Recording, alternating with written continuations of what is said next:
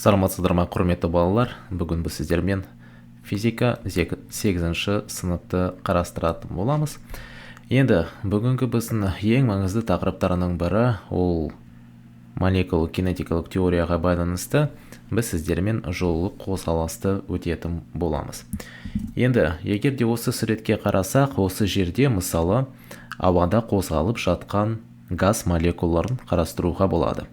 Енді егер де олардың қозғалысын біз қарастырсақ, ол бізде тікелей кәдімгі хоккей алаңы ішіндегі шайбалар ретінде қозғалысын аңғартатын боламыз. Мінекей мысалы мына осылай жүреді, мына осылай жүреді, солай жүре береді олар. Енді неліктен осы атомдар мен молекулалардың қозғалысын біз жоллы қозғалысы деп атаймыз?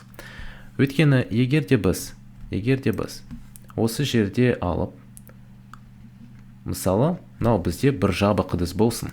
Осы біз жабық ыдысты қыздырсақ, яғни оның егер де температурасын көтерсек, осы қозғалып жатқан молекулалардың жылдамдығы күрт өзгереді.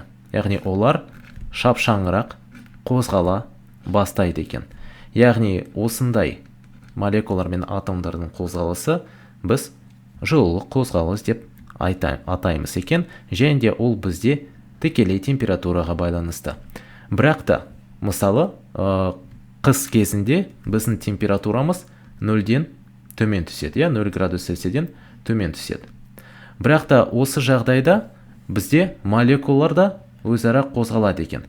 Яғни, егер де тіпті температура төмен болса да, молекулалар, атомдар өз қозғалысын тоқтатпайды екен.